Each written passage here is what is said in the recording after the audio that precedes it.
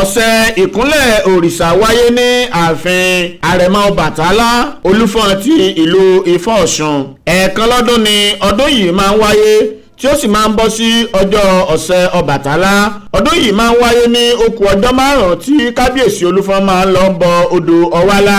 ọ̀sẹ̀ ìkúnlẹ̀ òrìṣà ti ọdún yìí ló wáyé ní ọjọ́ kẹsàn-án oṣù kọkànlá ọdún 2025, èyí tí ó túmọ̀ sí pé ọ̀sẹ̀ Ọ̀wálá ti ọdún yìí máa wáyé ní ọjọ́ kẹtàlá oṣù kọkànlá ọdún 2025. gẹ́gẹ́ bí akọ̀wé àgbà fún bàbá wa kábíyèsí Olúfọ̀n ti ìlú Ifọ̀n ọ̀gbẹ́ni Yusuf Akib Adékúnlé ṣe fi tó wa létí.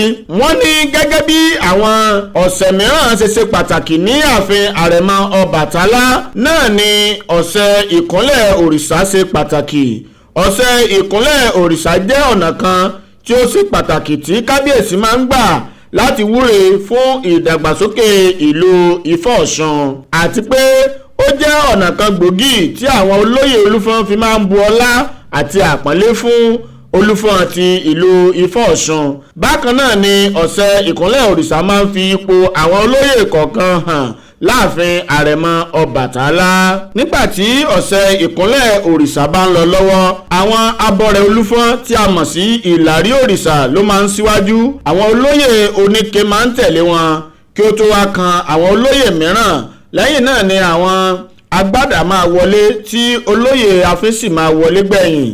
lẹ́yìn tí wọ́n bá bu ọlá fún Olúfọ̀n ti ìlú Ifọ̀ Ọ̀ṣun, kábíyèsí máa wọlé lọ nígbà tí wọ́n sì padà sí ìta pẹ̀lú adé lórí wọn. báyìí ni Olúfọ̀n ti ìlú Ifọ̀n yóò máa rọ̀jò ìwúre lórí tonílé tàlejò, ọkùnrin, obìnrin, ọmọ kékeré àti àgbàlagbà ìlú Ifọ̀ Ọ̀ṣun, kí Elédùmarè má fi ti ọdún yìí ṣe àṣemọ́.